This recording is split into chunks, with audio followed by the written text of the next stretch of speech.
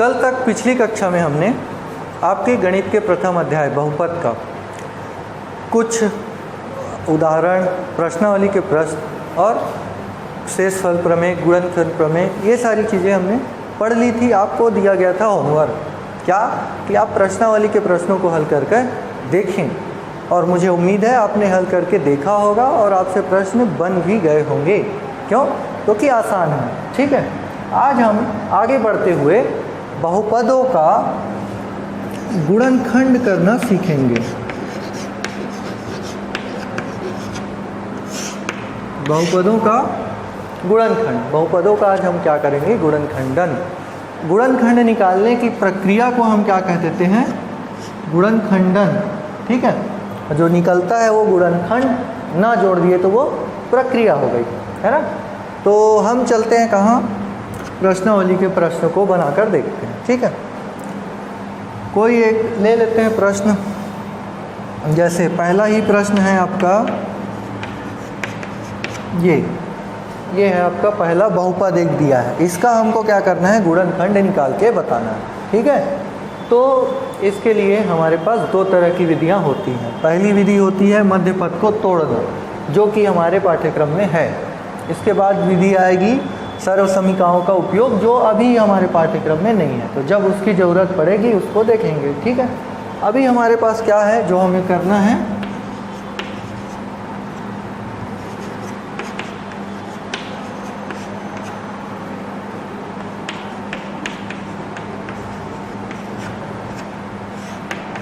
मध्य पद को तोड़कर। मध्य पद कौन होता है जी?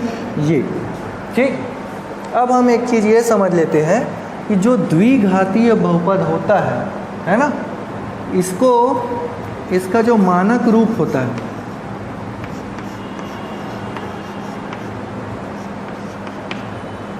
ये इसका क्या होता है? मानक रूप होता है। एक द्विघातीय बहुपद का मानक रूप, स्टैंडर्ड फॉर्म ये होता है। ठीक, इसमें ए कहने का मतलब क्या हुआ कि जो x का वर्ग है उसके साथ जिस भी संख्या का गुणा है या जो संख्या गुणन में है उसे हम a कहेंगे। ठीक, जो x है उसके साथ जो संख्या गुणा में है उसे हम b कहेंगे, और जो संख्या बच गई जिसमें चर नहीं है, सिर्फ अचर है, उसे हम c कहते हैं। ठीक, दूसरी चीज़ जो ध्यान में रखने योग्य है वो क्या है कि हमेशा चिन्ह होना चाहिए धन का। इसमें मानक रूप में होना चाहिए चिन्ह धन का। यहाँ जैसे चिन्ह है ऋण का, तो हम इसको तुलना के लिए क्या करेंगे?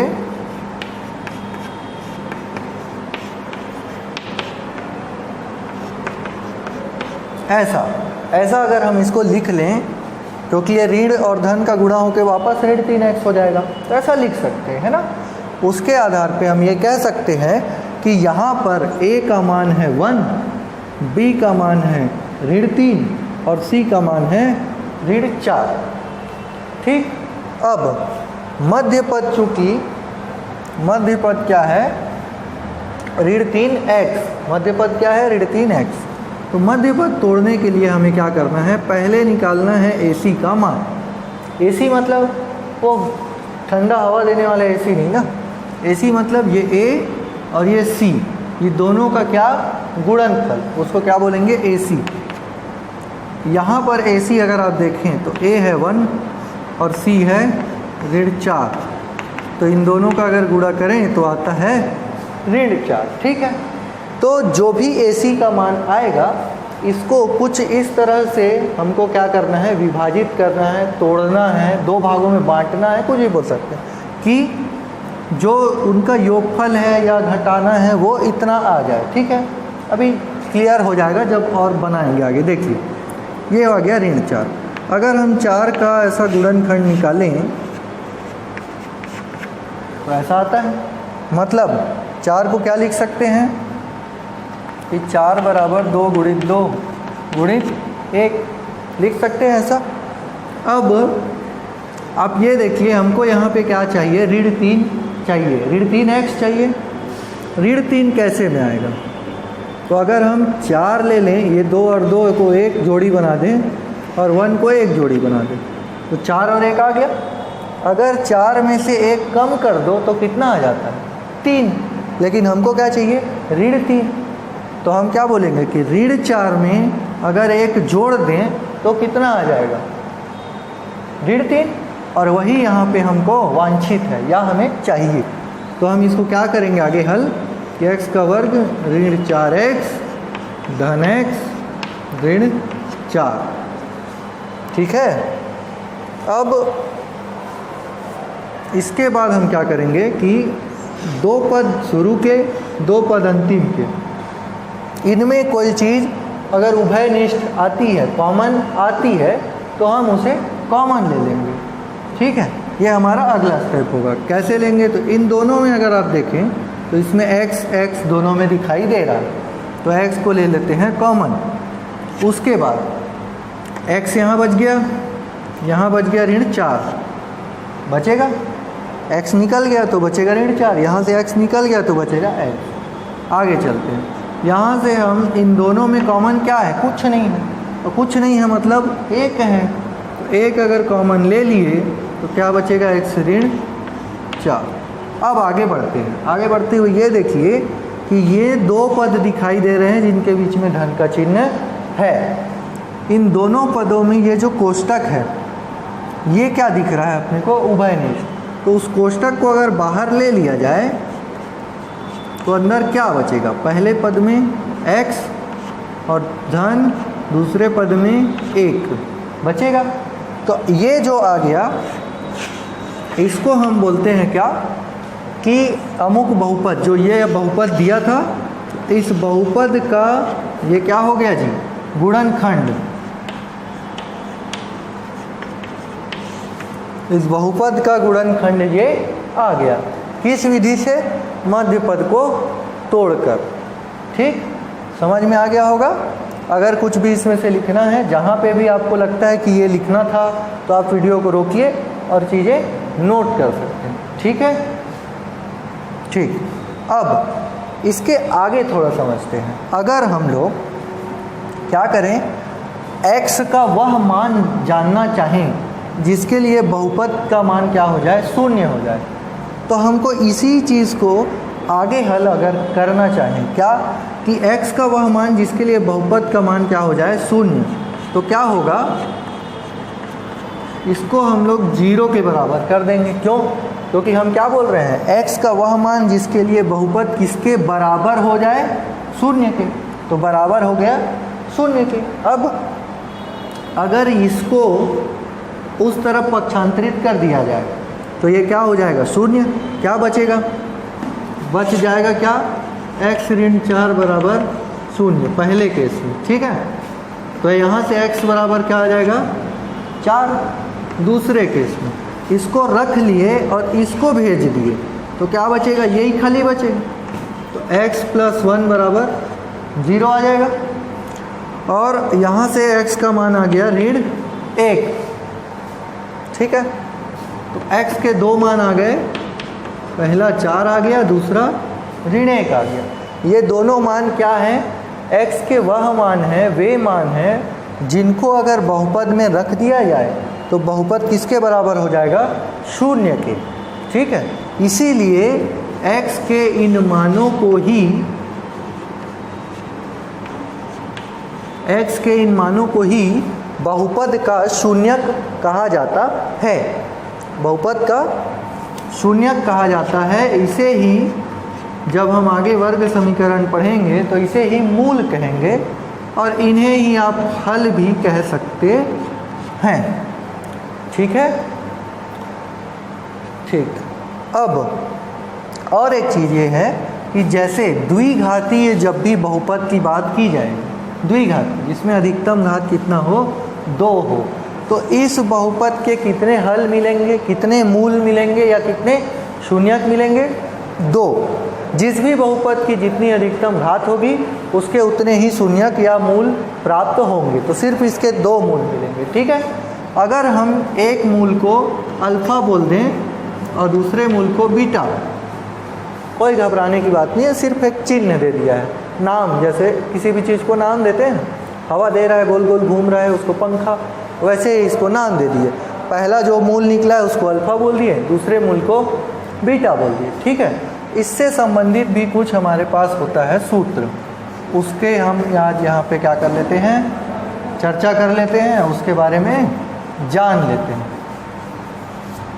ठीक है, तो जो स्टैंडर्ड फॉर्म था वो क्या था,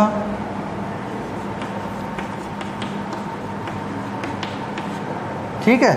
अब शून्यक की जब बात आएगी तो इसको बराबर 0 लिखते हैं, ठीक। इस कंडीशन में, इस स्थिति में जब ये स्टैंडर्ड फॉर्म है और इसके मूल क्या क्या हैं, अल्फ़ा और बीटा, तब हमारे पास इनके बीच में एक संबंध होता है कि अल्फ़ा धन बीटा बराबर होता है ऋण बी अपॉन ए, और दोनों का अगर गुणनफल की बात करें तो ये होता है सी अपॉन ए। ठीक है, ये सूत्र है, या हम कह सकते हैं कि किसी बहुपद के शून्यकों में संबंध, ठीक है, किसी बहुपद के शून्यकों का संबंध है, ये रिलेशन है ना। बस, तो इससे हमको क्या है, प्रश्न में कभी भी दे सकता है, अगर कोई भी 2 तो शून्यक दिए हैं उससे आप बहुपद निकाल के बताइए, या आपको बोल दिया कि ये बहुपद दिए हैं, आप इनके शून्यकों का संबंध बताइए कि अल्फ़ा प्लस बीटा कितना होगा, अल्फ़ा इंटू बीटा कितना होगा, ऐसे, बस एकदम आसान। ठीक, हम लोग कुछ प्रश्न कर लेते हैं, एक आध दो, जिससे आपको पूरा क्लियर हो जाए कि है क्या, ये करना कैसे। ठीक, प्रश्न के लिए हम लोग चलते हैं आपकी प्रश्नावली नंबर 4 में। प्रश्नावली नंबर 4 का बनाते हैं पहला प्रश्न।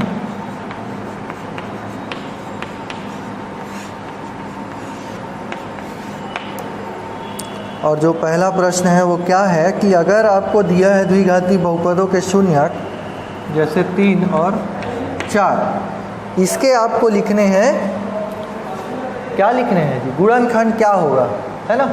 तो ये कहाँ से आता था, तो आप अगर पिछले प्रश्न में वापस चलें, वीडियो को रिवर्स लेके भी जा सकते हैं, या मैं फिर से बताता हूँ। कोई भी हम लोग लाए थे, जैसे x⁻1 x+3 आता है, ऐसा कुछ 2 तो आता था, इसको क्या बोलते थे, गुणनखंड, इसका बहुपद का।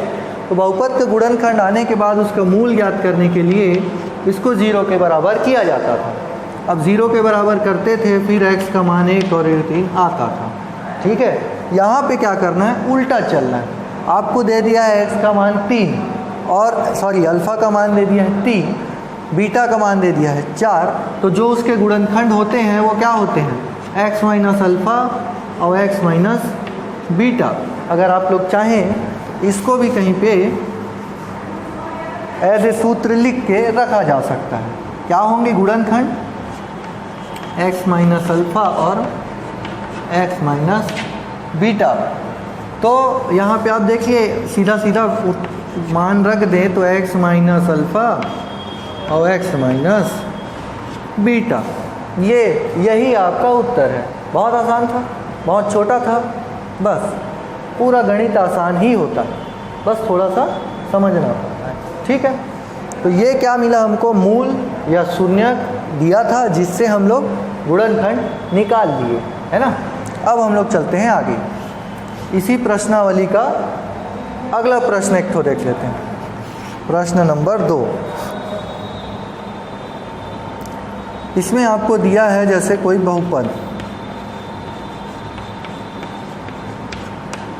ठीक, इसके हमको क्या करना है, शून्यकों का योगफल भी ज्ञात करना है और गुणनफल भी ज्ञात करना है। तो अगर हमारे पास ये सूत्र नहीं होता तब क्या करते, तब पहले पूरा इसको हल करते, इसके शून्यक निकालते, उसके बाद उनको जोड़ते तो योगफल आता, गुणा करते तो गुणनफल आ जाता, है ना।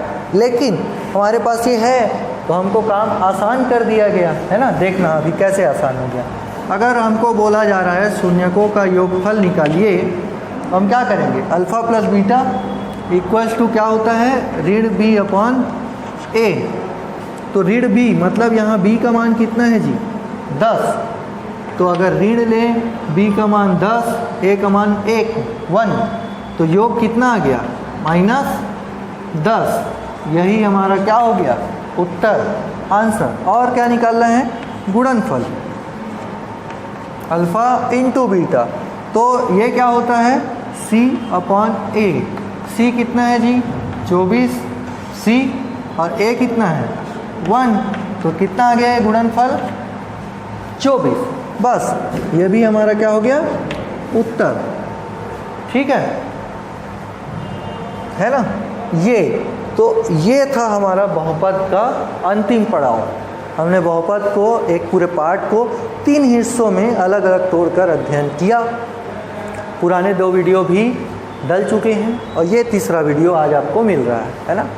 इन तीनों वीडियो को मिला दिया जाए तो हमारा पाठ एक बहुपद होता है समाप्त। मैंने आपको पहले वीडियो में भी, दूसरे वीडियो में भी और आज भी कुछ होमवर्क दिया है। जैसे आज क्या होमवर्क दिया है, आपने तो बोला ही नहीं है सर, मैं ये बता रहा हूँ। जितने, जैसे प्रश्नावली 4 का दूसरा प्रश्न, इसमें बहुत सारे प्रश्न होंगे, हमने एक बना के देखा। जितने बच गए वो सारे आपके क्या हैं, गृह कार्य, होमवर्क, उसको आपको बना के देखना है। और जिस दिन भी स्कूल खुलेगा उस दिन मैं सारे होमवर्क चेक करूँगा, तो इसको आप मजाक में नहीं लेंगे, सीरियसली पूरा सब होमवर्क घर में करेंगे। जिस दिन भी स्कूल खुलेगा सबका होमवर्क चेक किया जाएगा और इसके नंबर जुड़ेंगे परीक्षा में। ठीक, तो ध्यान दीजिए, सीरियस होके पढ़ना चालू कीजिए।